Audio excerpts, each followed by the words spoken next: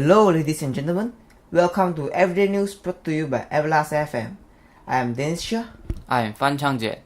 Today is Thursday 28 September 6 p.m. and we are here to bring you the latest news.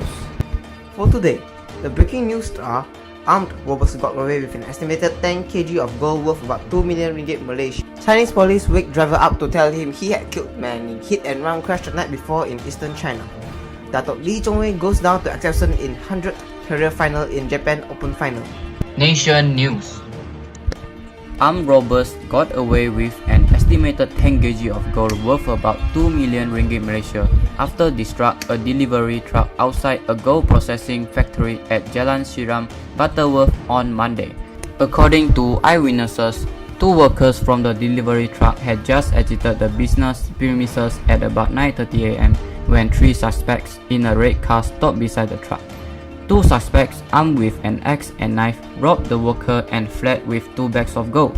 The security officer saw the incident and fired a few shots at the getaway car, but the shots missed their targets. On the next day, the getaway car was found in Ampang Jaja about 4 km away from the scene of crime, but the gold robbers still on the loose. North Seberang Perai District Police Chief ACP Azmi Adam had confirmed this incident. This case is being investigated for gang robbery and armed robbery.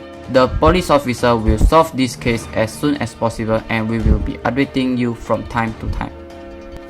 On to international news. Chinese police wake driver up to tell him he had killed man in hit and run crash the night before. A man accused of driving away after crashing into what he thought was an empty vehicle in eastern China was woken the next morning by police to tell him he had killed someone, local media reported.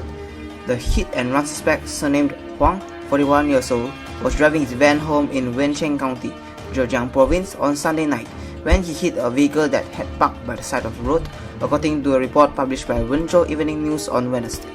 Huang reportedly told police he thought the vehicle was empty and continued driving home. The next morning, he was woken up by a call from police telling him he had killed the vehicle's driver. Police said they had traced Huang following an investigation but did not disclose further details.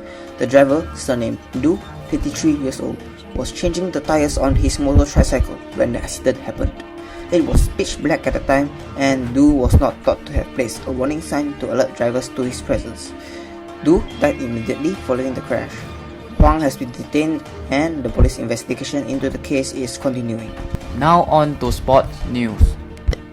World number 7 goes down to Excelson in 100 career final. Lee Chong-wei wished to be a champion in his 100 career final did not materialize when he was dethroned at the Japan Open. The 34-year-old Malaysian went down 14-21, 21-19 and 14-21 to reigning world champion Victor Axelsen of Denmark in a 75 minutes men's single clash in Tokyo. The lanky 23-year-old then started off in a ruthless fashion as he raced to an 8-1 lead. Axelsen used his 1.93 meter height to smash down winners at every opportunity. Chong-wei's misery could have ended in straight games if not for 2 mistakes by the then at 19-19 in the second game.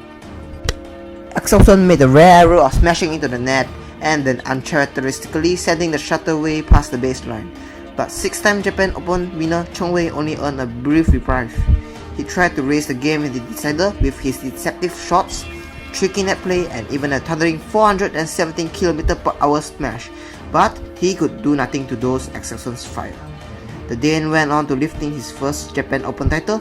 It was Chong-wei's second loss to Axelsen in 11 meetings. Chong-wei said Axelsen won due to his newfound confidence since winning the World Championships in Scotland last month.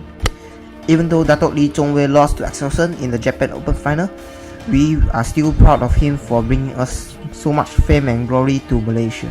And that's all for today. Thank you for tuning in to Everlast FM and hope all of you have a nice day.